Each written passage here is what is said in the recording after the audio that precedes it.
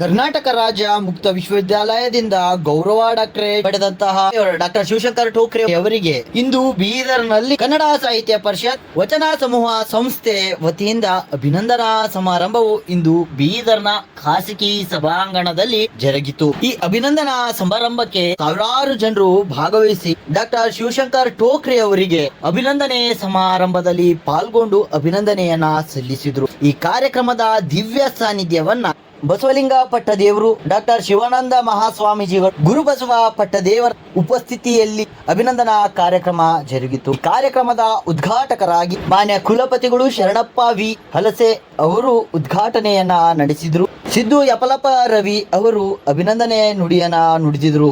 ಆಶಯ ನುಡಿಯನ್ನ ಶರಣಪ್ಪ ಮಿಟಾರೆ ಅವರಿಂದ ಆಶಯ ನುಡಿ ನುಡಿಯಲಾಯಿತು. ಈ ಕಾರ್ಯಕ್ರಮದ ಅಧ್ಯಕ್ಷತೆಯನ್ನ ಕನ್ನಡ ಸಾಹಿತ್ಯ ಪರಿಷತ್ನ ಜಿಲ್ಲಾಧ್ಯಕ್ಷರಾದ ಸುರೇಶ್ ಚನ್ಶೆಟ್ಟಿ ಅವರು ವಹಿಸಿದ್ರು. ಮುಖ್ಯ ಅತಿಥಿಗಳಾಗಿ ಅಬ್ದುಲ್ ಖದೀರ್, ಬಿಜಿ ಶೆಟ್ಕರ್, ಬಾಬು ವಾಲಿ, ಪ್ರಭಾಕರ್, ಸೋಮಶೇಖರ್ ಬಿರಾದರ್, ಆನಂದ್ ದೇವಪ್ಪ, ಸೋಮನಾಥ್ ಪಾಟೀಲ್, ರಾಜೇಂದ್ರ ಕುಮಾರ್ ಗಂದ್ಗೆ, ಮಾರುತಿ ಬೋಧೆ ಸೇರಿದಂತೆ ಅನೇಕ ಗಣ್ಯಮಾನ್ಯರು ಉಪಸ್ಥಿತ ಇದ್ದು ಅಭಿನಂದನೆ ಕಾರ್ಯಕ್ರಮದಲ್ಲಿ ಪಾಲ್ಗೊಂಡು ಶಿವಶಂಕರ್ ಠೋಕ್ರೆ ಅವರಿಗೆ ಅಭಿನಂದನೆಯನ್ನ ಸಲ್ಲಿಸಿದ್ರು. ಈ ಕಾರ್ಯಕ್ರಮವನ್ನ ವಿಶ್ವಗುರು ಬಸವಣ್ಣನವರ ಭಾವಚಿತ್ರಕ್ಕೆ ಪುಷ್ಪನಮನವನ್ನ ಸಲ್ಲಿಸಿ ತದ ಬಳಿಕ ಸಸಿಗೆ ನೀರುಣಿಸುವ ಮುಖಾಂತರ ಈ ಕಾರ್ಯಕ್ರಮಕ್ಕೆ ಚಾಲನೆಯನ್ನ ನೀಡಿದರು. ಈ ಕಾರ್ಯಕ್ರಮವನ್ನು ಉದ್ದೇಶಿಸಿ ಹಾಗೂ ಅಭಿನಂದನೆ ನುಡಿಯನ್ನ ಪೂಜ್ಯ ಗುರುಗಳು ಸೇರಿದಂತೆ ಅನೇಕ ಗಣ್ಯಮಾನ್ಯರು ಅಭಿನಂದನೆಯ ನುಡಿಯನ್ನ ನುಡಿದಿದ್ದರು.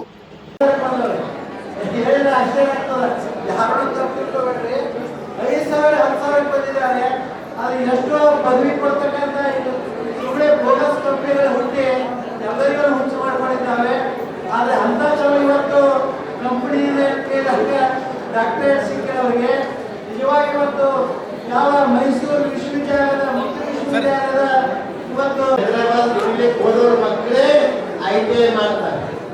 ಅಂಥ ಮಕ್ಕಳಿಗೆ ಉದ್ಯೋಗ ಹಚ್ಚಿಕೊಟ್ಟಿದ್ದು ಇದು ಸಾಮಾನ್ಯ ಸೇವೆ ಅಲ್ಲ, ಅದು ಅಪರೂಪ ಸೇವೆ ಅದ.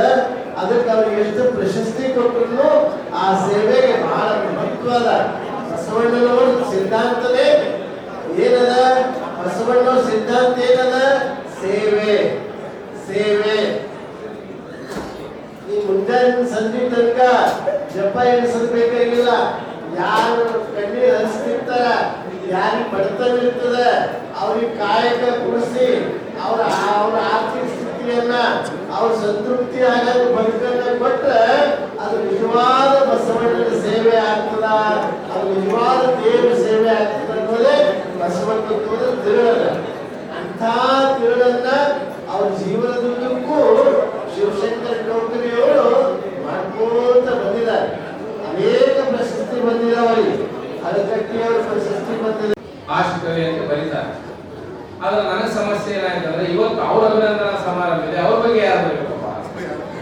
ಈಗ ಯಾರು ಬರೋದು ಅದನ್ನ ಸೌಕರ್ಯ ತಿದ್ದಿ ಕೊಡ್ಬೇಕು, ಯಾಕಂದ್ರೆ ಅವರ ಚಂದ ಬರೆಯಂಗಿಲ್ಲ. ಇದು ಸಮಸ್ಯೆ.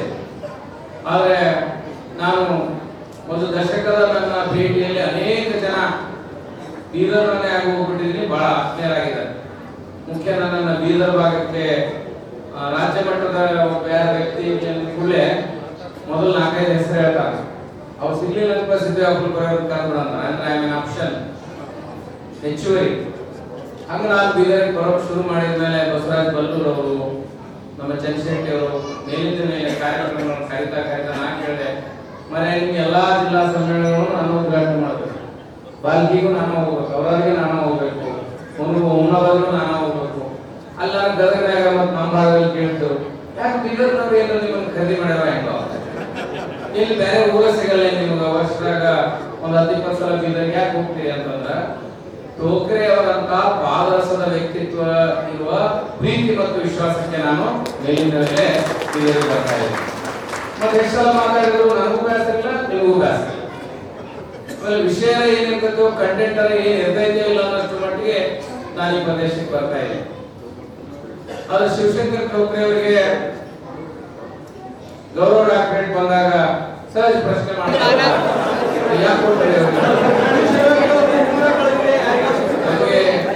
ಗೌರವ ಸನ್ಮಾನಗಳು ಪ್ರಶಸ್ತಿಗಳು ಸಿಗಬೇಕಾದ್ರೆ ಯಾಕೆ ಇರಬೇಕು? ಒಂದು ಯೋಗ್ಯತೆ ಇರಬೇಕು, ಎರಡನೇ ಬುದ್ಧಿ ಯೋಗನೇ ಇರಬೇಕು. ನಮಗೆಲ್ಲ ಯಾರು ಕೊಡಂಗಿಲ್ಲ ನೋಡಿ. ಅದಕ್ಕೆ ನಾವೇನು ಅನ್ಕೊಂತೀವಿ, ನಮ್ಗೆ ಯೋಗನೂ ಇಲ್ಲ ಯೋಗ್ಯತೆನೂ ಇಲ್ಲ ಅನ್ಕೊಂತೀವಿ. ಆದ್ರೆ ಕೆಲವೊಬ್ಬರಿಗೆ ಯೋಗ್ಯತೆ ಇರ್ತದೆ, ಯೋಗ ಇರಂಗಿಲ್ಲ. ಹಂಗ ಭಾರಿ ಲಾಟರಿ ಹೊಡೋದಂದ್ರೆ ನಿಮ್ಗೆ ಯೋಗನೂ ಐತಿ ಯೋಗ್ಯತೆನೇ ಐತಿ. ನಮಗ್ ಬೇಕ ಬಹಳ ಜನಷ್ಟು ಸಿಗ್ತಾರೆ ಸಮಾಜದಲ್ಲಿ ಯೋಗ್ಯ ವ್ಯಕ್ತಿಗಳು, ಆದ್ರೆ ಅವರಿಗೆ ಅದನ್ನ ಪಡೆಯುವಂತ ಯೋಗ ಇರಂಗಿಲ್ಲ. ಹಾಗೆ ನಮಗೆ ಮನೆಯಲ್ಲಿ ತಾಯಿ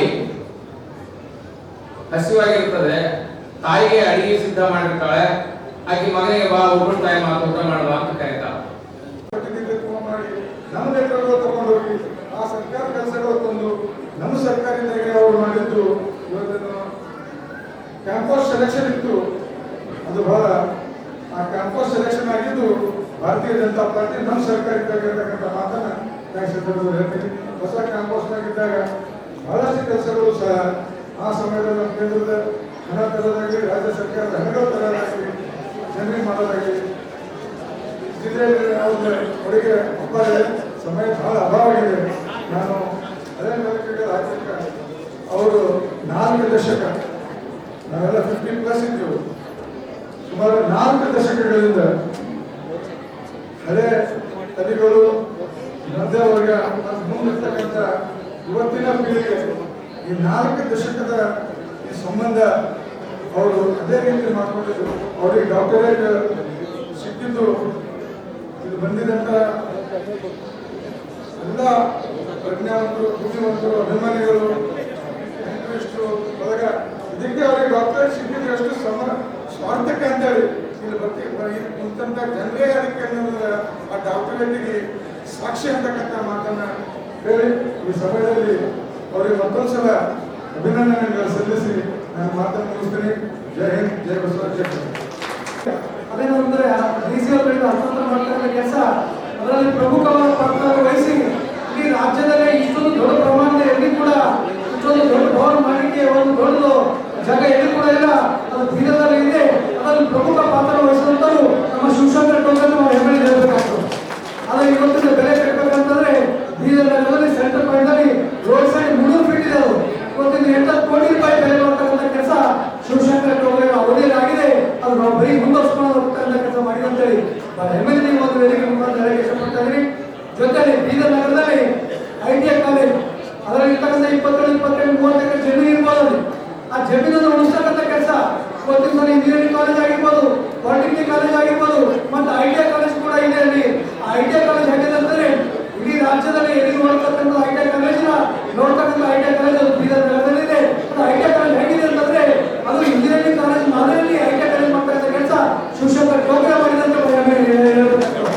ಮತ್ತು ಅವತ್ತು ಜಮೀನು ಗೊತ್ತಿಲ್ಲ ಹೋರಾಟ ಮಾಡಿ ಎಲ್ಲರ ಕೈ ಬಯಸ್ಕೊಂಡು ಡಿಸ್ಟ್ರಿಕ್ಟ್ ಅಡ್ಮಿನಿಸ್ಟ್ರೇಷನ್ ಮಿನಿಸ್ಟರ್ಗಳಿಂದ ಒತ್ತಡವನ್ನು ಹಾಕಿ ಬೇಲಿಯಲ್ಲಿ ಹಾಕಿದಾಗ 22, 30 ಎಕರೆ ಜಮೀನು ಕೂಡ ಉಳಿದಿದೆ. ಅದೆಲ್ಲ ಸರ್ಕಾರಿ ಕಟ್ಟಡಗಳು ಕೂಡ ಅವರ ಒಂದು ಪರಿಶ್ರಮದಿಂದ ಆಗಿದೆ ಅಂತ ಹೆಮ್ಮೆ ಕೂಡ ಹೇಳ್ತಾ ಇದ್ದೀನಿ. ಜೊತೆಗೆ ಅವರ ಅವಧಿಯಲ್ಲಿ ಇಡೀ ರಾಜ್ಯದಲ್ಲಿ ಯಾರು ಪ್ರಿನ್ಸಿಪಲ್ ITI ಕಾಲೇಜ್ ಪ್ರಿನ್ಸಿಪಲ್ ಯಾರು ಕೂಡ ಕೆಲಸ ಮಾಡಿಲ್ಲ.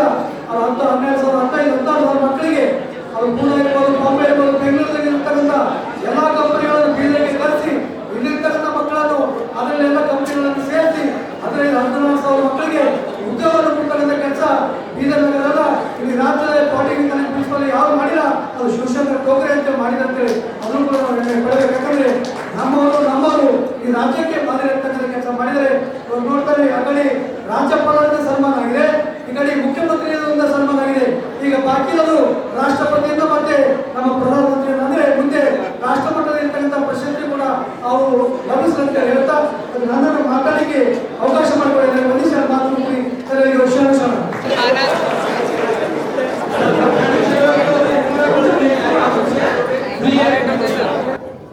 ಹಬ್ಬ ಇರ್ಬೋದು ಮತ್ತು ರಜೆ ಇರ್ಬೋದು, ITದಾಗ ಇದ್ರು ಕೂಡ ಈಗ ನಮ್ದು ಇವ್ರು ಹೇಳಿದ್ರು ಸರ್ ರಾತ್ರಿ ಯಾವಾಗ ಫೋನ್ ಮಾಡಿದ್ರು ITದಾಗ ಇದ್ದೀನಿ ಅಂತ ಹೇಳ್ತಾರೆ.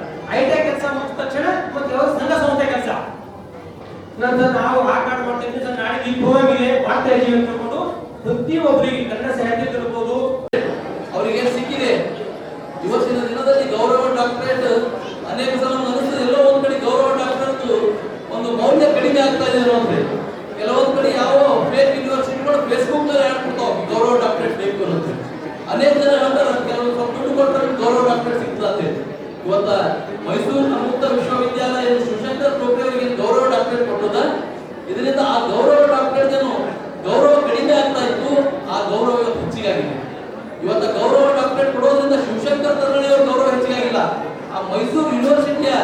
ಗೌರವ ಡಾಕ್ಟರೇಟ್ ಪದವಿಯ ಪದ ಇನ್ನೂ ಕೂಡ ಹೆಚ್ಚಾಗಿದೆ.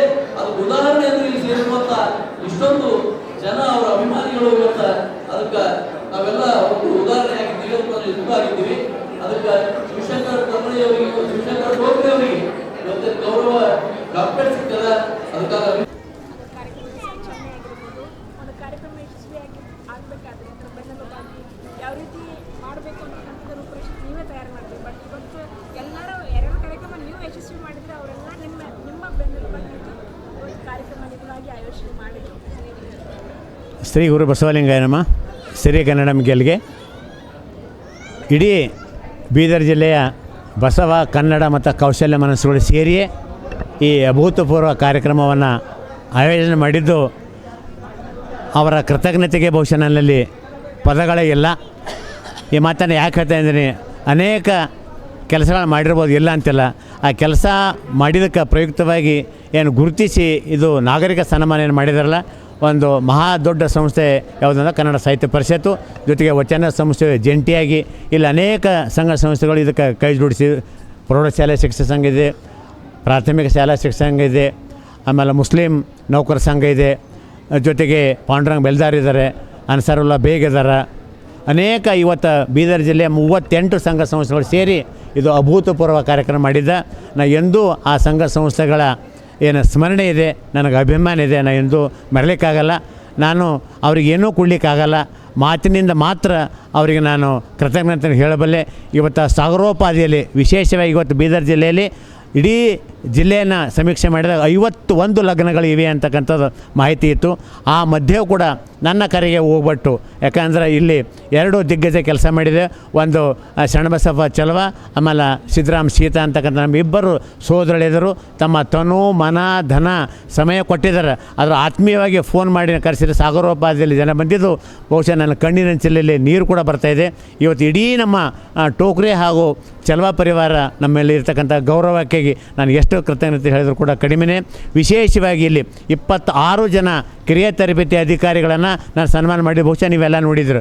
ಅನೇಕ ಜನ ನನ್ನಲ್ಲಿ ಆಕ್ರೋಶ ಕೂಡ ಒಪ್ಪಿಬಿಡಿ, ಇಲ್ಲ ಮೊದಲು ನಿಮಗೆ ಸನ್ಮಾನ ಮಾಡ್ತೀವಂದ್ರೆ ಮೊದಲು ಸನ್ಮಾನ ಇಲ್ಲ. ಮೊದಲು ಸನ್ಮಾನ ಯಾರಿಗಾಗಬೇಕಂದ್ರೆ ಕಿರಿಯ ತರಬೇತಿ ಅಧಿಕಾರಿಗಳು KPSCಯಿಂದ ನೇಮಕಗೊಂಡು ಇವತ್ತು ಬೀದರ್ ಇರ್ಬೋದು, ಔರಾದ್ ಇರ್ಬೋದು, ಬಸವ ಕಲ್ಯಾಣ ಇರ್ಬೋದು, ಬಾಲ್ಕಿ ಇರ್ಬೋದು, ಹುಮನಾಬಾದ್ ಇರ್ಬೋದು, ಬಸವ ಕಲ್ಯಾಣದಲ್ಲಿ ಕೆಲಸವನ್ನು ಮಾಡ್ತಾಯಿದ್ದಾರೆ. ಆ ಕೌಶಲ್ಯ ಮನಸ್ಸುಗಳಿಗೆ ಮೊದಲು ಸನ್ಮಾನ ಮಾಡಿ ತದನಂತರ ನಾನು ಸನ್ಮಾನ ಮಾಡಬೇಕಂತ ದಿಶೆಯಲ್ಲಿ ಅವ್ರಿಗೆ ಸನ್ಮಾನ ಮಾಡಿದ್ದು. ನನಗೆ ಸನ್ಮಾನಕ್ಕಿಂತ ಅವ್ರಿಗೆ ಸನ್ಮಾನ ಮಾಡಿ ಏನು ಮಾಡಿದ್ದಲ್ಲ ಬಹಳ ದೊಡ್ಡ ಸಂತೋಷವಾಗಿದೆ. ವಿಶೇಷವಾಗಿ ಬೀದರ್ ಜಿಲ್ಲೆ ಅದು ಎಲೆಕ್ಟ್ರಾನಿಕ್ ಮಾಧ್ಯಮ ಇರ್ಬೋದು ಅಥವಾ ಪ್ರಿಂಟ್ ಮಾಧ್ಯಮ ಇರ್ಬೋದು, ಅವರಿಗೆ ನಾನು ವಿಶೇಷವಾಗಿ ಕೃತಜ್ಞತೆ ಹೇಳ್ತೀನಿ. ಇವತ್ತು ಎಲ್ಲರೂ ಕೂಡ ನನ್ನ ಕಾಯಕವನ್ನು ಬಿತ್ತಾರೆ ಮಾಡಿ ಇಡೀ ಜಿಲ್ಲೆಯ ಮನಸ್ಸುಗಳಿಗೆ ತಲುಪಿದ್ದು ನಾನು ಎಂದೂ ಕೂಡ ಬರಲಿಕ್ಕೆ ಆಗಲ್ಲ ಅಂತಕ್ಕಂಥ ನನ್ನ ಅಭಿಮಾನ ಕೃತಜ್ಞತೆಗಳ ಹೇಳಿಕೆ ನಾನು ಬಯಸ್ತಾ ಇದ್ದೀನಿ. ನಿವೃತ್ತಿ ಬಳಿಕ ಭಾಳನೇ ನೀವು ಆ್ಯಕ್ಟಿವ್ ಆಗಿದ್ರಿ ಅಂತಕ್ಕಂಥದ್ದು ಮಾತುಗಳು ಎಲ್ಲ ನಿವೃತ್ತಿ ಒಂದು ಯಾವುದೇ ಕ್ಷೇತ್ರ ಇರಲಿ, ಯಾವುದೇ ಇಲಾಖೆ ಅಂಥವ್ರಿಗೆ ಏನನ್ನ ಹೇಳಬೇಕಾದ್ರೆ ಇದು ನಿವೃತ್ತಿ ಒಂದು ಪ್ರಕ್ರಿಯೆ ಅಷ್ಟೇ ರೀ. ಇದು ನಿವೃತ್ತಿ ಒಂದು ಪ್ರಕ್ರಿಯೆ. ಸಮಾಜದಲ್ಲಿ 60 ವರ್ಷ ಆದ ತಕ್ಷಣ ಕೆಲಸ ಮಾಡ್ಬಾರ್ದು ಅಂತಿಲ್ಲ. 60 ವರ್ಷದಿಂದ ಏನೇನು ಕೆಲಸ ಮಾಡಬೇಕಾದ್ರೆ ಅದಕ್ಕೆ ಸಾಕ್ಷಿ ನಾನೇ.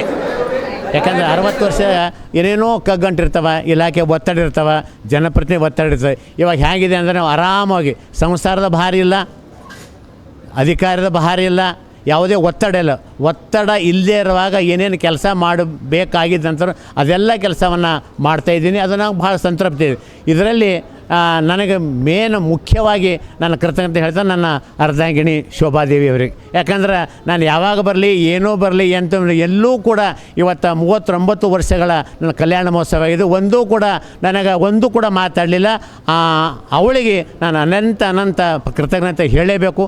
ಮುಂಬರುವ ದಿನಗಳಲ್ಲಿ ಆ ಹೆಣ್ಣುಮಗಳು ನನ್ನ ಜೊತೆ ಇದ್ದು ನನ್ನ ಭಾಳ ಸಂಗತಿಯಾಗಿ ಆಕೆನ ಸದಾಶಯ ನನ್ನ ಜೊತೆ ಹಂಚಿಕೊಳ್ಬೇಕಾಗಿ ಕೋರಿಕೊಳ್ತೇನೆ. ಜೊತೆಗೆ ಇಬ್ಬರು ನನ್ನ ಭಾವನೆ ಕುಡಿಗಳಿದ್ದಾರೆ, ಒಂದು ಬಸವಕುಮಾರ್, ಒಂದು ಚನ್ನಬಸವ. ಆ ಮಕ್ಕಳು ಕೂಡ ನಾವು ಯಾವ ಹಾದಿಯಲ್ಲಿದ್ದಲ್ಲಿ ಅದೇ ಹಾದಿಯಲ್ಲಿ ತಮ್ಮ ಜೀವನ ಸಾಗಿಸ್ತಿರೋದು ನನ್ನ ಬಹುದೊಡ್ಡ ಗೌರವದ ಸಂಕೇತ ಅಂತ ನಾನು ಹೇಳಿ ಬಯಸ್ತಾ ಇದ್ದೀನಿ. ಕನ್ನಡ ಸಾಹಿತ್ಯ ವಚನ ಸಮೂಹ ಇತ್ತೀಚೆಗೆ ಗುರುತಿಸ್ಕೊಂಡಿರ್ತಕ್ಕಂಥದ್ದು ಮುಂದೇನು ಅಂತಂದಾಗ ಡಾಕ್ಟರೇಟ್ ಪದವಿ, ಡಾಕ್ಟರೇಟ್ ಅವಾರ್ಡ್ ಇವತ್ತು ಡಾಕ್ಟರೇಟ್ ಪದವಿ ಪಡೆದಿದ್ದು ಬಹುಶಃ ನಾನು ಏನೂ ಅರ್ಜಿನೂ ಹಾಕಲಿಲ್ಲ, ಜೊತೆಗೆ ಶಿಫಾರಸು ಕೂಡ ಮಾಡಿಲ್ಲ. ನಿಮಗೆಲ್ಲರಿಗೂ ಮಾಧ್ಯಮದವರಿಗೆ ಗೊತ್ತೇ ಇದೆ. ಇವತ್ತು ರೂಪಾಯಿ ಕೊಟ್ಟು ಡಾಕ್ಟರೇಟ್ ಪಡೆಯುತ್ತಕ್ಕಂಥ ಆ ಒಂದು ಹಿನ್ನೆಲೆ ಒಳಗಾಗಿ ನಾನು ಎಲ್ಲೂ ಕೂಡ ಯಾವತ್ತೂ ಶಿಫಾರಸು ಮಾಡಿ ಅರ್ಜಿ ಹಾಕದೆ ನನಗೆ ನನ್ನ ಕಾಯಕಕ್ಕೆ ಕೌಶಲ್ಯಕ್ಕೆ ಮೆಚ್ಚಿ ಏನು ಘನ ಸರ್ಕಾರ ಮುಕ್ತ ವಿಶ್ವವಿದ್ಯಾಲಯ ಮೈಸೂರು ಕೊಟ್ಟಿದ್ದಲ್ಲ, ಇದು ಭಾಳ ದೊಡ್ಡ ನನ್ನ ಮುಂಬರುವ ದಿನಗಳಲ್ಲಿ ಗೌರವ. ಜೊತೆಗೆ ನಾನು ಮುಂದಿನ ದಿನಗಳಲ್ಲಿ ಈ ಡಾಕ್ಟರ್ ಪದವಿ ಪಡೆದಿದ್ದ ಕಡೆಯಿಂದ ಒಂದು ಕೃತಜ್ಞತೆ ಹೇಳಿ ಮುಂಬರುವ ದಿನಗಳಲ್ಲಿ ಅದು ಕನ್ನಡ ಸೇವೆ ಇರ್ಬೋದು, ಕೌಶಲ್ಯ ಸೇವೆ ಇರ್ಬೋದು, ಬಸವ ಸೇವೆ ಕೂಡ ಮಾಡಲಿಕ್ಕೆ ನಾನು ಕಂಕಣಬದ್ಧವಾಗಿದ್ದೀನಿ. ನನ್ನ ಉಸಿರು ಇರುವವರೆಗೆ 3 ಕ್ಷೇತ್ರದಲ್ಲಿ ನಾನು ಕೆಲಸ ಮಾಡಲಿಕ್ಕೆ ಬದ್ಧತೆ ಇದ್ದೀನಿ. ಒಂದು ಅದು ಬಸವ ಇರ್ಬೋದು, ಕನ್ನಡ ಇರ್ಬೋದು, ಕೌಶಲ್ಯ ಸೇವೆಗಾಗಿ ನನ್ನ ಮನ ಮಿಡಿತಾ ಇದೆ. ಸಿರಿಗನ್ನಡಂ ಗೆಲ್ಗೆ ಈ ನಾಡು ಕಂಡ ಅಪರೂಪ ವ್ಯಕ್ತಿತ್ವ ನಮ್ಮ ಶಿವಶಂಕರ ಟೋಕ್ರೆ ಸರ್ ಅವರು. ನಿಜವಾಗ್ಲೂ ಸುಮಾರು ದಶಕಗಳಿಂದ ಧಾರ್ಮಿಕ, ಸಾಮಾಜಿಕ, ಶೈಕ್ಷಣಿಕ ಎಲ್ಲ ಕ್ಷೇತ್ರಗಳಲ್ಲೂ ತನ್ನನ್ನೇ ತಾನು ಸಂಪೂರ್ಣವಾಗಿ ತೊಡಗಿಸಿಕೊಂಡವರು. ಕನ್ನಡ ಮತ್ತು ಬಸವ ಇವೆರಡನ್ನ ತನ್ನ ಬದುಕಿನ ಭಾಗವಹಿಸಿಕೊಂಡ ಶಿವಶಂಕರ ಟೋಕ್ರೆ ಅವರಿಗೆ ಮೊನ್ನೆ ಕರ್ನಾಟಕ ಮುಕ್ತ ವಿಶ್ವವಿದ್ಯಾಲಯದಿಂದ ಗೌರವ ಡಾಕ್ಟರೇಟ್ ಪದವಿಗೆ ಪುರಸ್ಕೃತರಾಗಿ ಸಲುವಾಗಿ ಇವತ್ತು ನಾವು ಜಿಲ್ಲಾ ಕನ್ನಡ ಸಾಹಿತ್ಯ ಪರಿಷತ್ತು ಮತ್ತು ವಚನ ಸಮೂಹ ಸಂಸ್ಥೆಗಳ ಪರವಾಗಿ ಇವತ್ತು ಒಂದು ಹಾರ್ದಿಕವಾದ ಒಂದು ಸನ್ಮಾನ ಸಮಾರಂಭವನ್ನು ನಾಗರಿಕ ಸನ್ಮಾನ ಆಯೋಜನೆ ಮಾಡಲಾಗಿತ್ತು. ನಿಜವಾಗ್ಲೂ ಬಹಳ ಖುಷಿ ಆಗ್ತದೆ. ಸುಮಾರು 65 ಸಂಘ ಸಂಸ್ಥೆಗಳು ಈ ಸಂದರ್ಭದಲ್ಲಿ ಭಾಗವಹಿಸಿ ಅವರವನ್ನ ಗೌರವಿಸಿದ್ರು. ನಿಜವಾಗ್ಲೂ ಶಿವಶಂಕರ ಟೋಕ್ರೆ ಅವರು ಅದು ಸರ್ಕಾರಿ ನೌಕರ ಸಂಘ ಇರ್ಬೋದು, ಬಸವ ಕೇಂದ್ರ ಇರ್ಬೋದು, ಕನ್ನಡ ಸಾಹಿತ್ಯ ಪರಿಷತ್ ಇರ್ಬೋದು, ಈ ತರ ಹಲವಾರು ಸಂಘಗಳ ಜೊತೆಗೆ ಪದಾಧಿಕಾರಿಗಳಿಗೆ ಕೆಲಸಗಳನ್ನು ಮಾಡಿದ್ದಾರೆ. ಅದು ಅಲ್ಲದೆ ಪ್ರತಿ ವರ್ಷ ಬೀದರ್ನಲ್ಲಿ ಯಾವುದೇ ಉತ್ಸವಗಳು ನಡೆದಿದೆ, ಅದು ವಚನ ವಿಜಯೋತ್ಸವ ಇರ್ಬೋದು, ಶರಣ ಸಂಸ್ಕೃತಿ ಉತ್ಸವ ಇರ್ಬೋದು, ಶರಣ ಮೇಳ ಇರ್ಬೋದು, ಈ ತರ ಎಲ್ಲ ಸಂಸ್ಥೆಗಳು ತನ್ನನ್ನೇ ತಾನು ತೊಡಗಿಸಿಕೊಂಡು ಬಹಳ ದಿವಸದಿಂದ ಅವ್ರು ಕೆಲಸಗಳನ್ನು ಮಾಡ್ತಾರೆ. ಹೀಗಾಗಿ ಅಂತ ಹಿರಿಯರಿಗೆ ಇವತ್ತು ಗೌರವಿಸೋದು ನಿಜವಾಗ್ಲೂ ನಮಗೂ ಒಂದಿಷ್ಟು ಖುಷಿ ಕೊಟ್ಟಿದೆ ಅಂತಕ್ಕಂಥ ಮಾತನ್ನ ಹೇಳ್ತೀನಿ. ಕೇವಲ ಒಂದು 4 ದಿವಸದಲ್ಲಿ ಇಂಥ ಒಂದು ಅದ್ಭುತವಾದ ಸಮಾರಂಭನ ಆಯೋಜನೆ ಮಾಡಿ ಸುಮಾರು 1000 ಜನ ಈ ಸಮಾರಂಭದಲ್ಲಿ ಭಾಗವಹಿಸಿದ್ದರು. ನಾನು ಭಾಗವಹಿಸಿದ ಎಲ್ಲ ಸಂಘ ಸಂಸ್ಥೆಗಳಿಗೂ ಮತ್ತು ನಮ್ಮ ಶಿವಶಂಕರ ಟೋಕ್ರೆ ಅವರ ಪರಿವಾರದವರಿಗೂ ನಾನು ವಿಶೇಷವಾದ ಧನ್ಯವಾದ ಮತ್ತು ಕೃತಜ್ಞತೆಗಳನ್ನು ಸಲ್ಲಿಸ್ತೀನಿ. ವಂದನೆಗಳು. ನಾವು ಡೇ 1 ಇಂದ ನಿಮ್ಮ ಜೊತೆಗೆ ಇರೋದು ನೋಡ್ತೀವಿ. ಸಾಹಿತ್ಯ ಪರಿಷತ್ ಚುನಾವಣೆಯಿಂದ ಫಸ್ಟ್ ಡೇ ಇಂದ ಇಂದ ಡೇಟ್ ಇವತ್ತಿನವರೆಗೂ ನಿಮ್ದೇ ಒಂದು ತಂಡ ಇದೆ. ಅವರು ನಾನು ಆರಂಭದಲ್ಲಿ ಹೇಳ್ದಂಗೆ ಅದೊಂದು ಅದ್ಭುತವಂತ ವ್ಯಕ್ತಿತ್ವ. ಒಂದು ಸರಿ ಒಂದನ್ನ ಅವ್ರ ನಿರ್ಧಾರ ತೆಗೆದುಕೊಂಡ್ರೆ ಮುಗಿತದೆ. ಯಾರು ಏನೇ ಹೇಳಿದ್ರು ಸಹ ಅದು ಯಶಸ್ವಿ ಆಗೋದು ಎಂದೂ ಕೈ ಬಿಡಲ್ಲ. ನಿಜವಾಗ್ಲೂ ವಯಸ್ಸಿನಲ್ಲಿ ನಾನು ಇಷ್ಟು ಸಣ್ಣವಾಗಿದ್ರು ಸಹ ಅವ್ರು ನನ್ನ ಜೊತೆನೆ ನಮ್ಮ ಪರಿಷತ್ತಿನ ಕೋಶಾಧ್ಯಕ್ಷರಾಗಿ ನನ್ನ ಜೊತೆ ಎದ್ದು ಕೆಲಸ ಮಾಡ್ತಾರೆ. ಇದು ಒಂದೇ ಅಲ್ಲ, ಬಸವ ಕೇಂದ್ರ ಕಾರ್ಯದರ್ಶಿಗಳು ಮಾಡಿರ್ಬೋದು, ಈ ಹಿಂದೆ ಒಂದು 20 ವರ್ಷಗಳ ಕಾಲ ನೌಕರ ಸಂಘದ ಪ್ರಧಾನ ಕಾರ್ಯದರ್ಶಿಗಳಿಗೆ ಕೂಡ ಕೆಲಸ ಮಾಡಿದ್ರು ಅವ್ರು. ಹೀಗಾಗಿ ಎಲ್ಲ ಸಂಘ ಸಂಸ್ಥೆಗಳು ಯಾಕೆ ಅವರನ್ನ ಅಷ್ಟು ಹಚ್ಕೊಳ್ತಾರೆ ಅಂದ್ರೆ ಅವರಿಂದ ಬದ್ಧತೆ ಮತ್ತು ನಿಷ್ಠೆ. ಅವ್ರು ಯಾವುದೇ ಕೆಲಸಗಳನ್ನ ಕೊಟ್ಟು ಬಹಳ ಪ್ರಾಮಾಣಿಕವಾಗಿ ಆ ಕೆಲಸಗಳನ್ನ ಮಾಡಿ ಮುಗಿಸುವಂತ ವ್ಯಕ್ತಿತ್ವ ಅದು ಶಿವಶಂಕರ ಟೋಕ್ರೆ ಅವರಾಗಿದೆ. ಹೀಗಾಗಿ ಅಂತ ಟೋಕ್ರೆ ಸಾರಿ ಸನ್ಮಾನ ಮಾಡಿದ್ರೆ ನಿಜವಾಗ್ಲೂ ಖುಷಿ ಪಟ್ಟಿದೆ.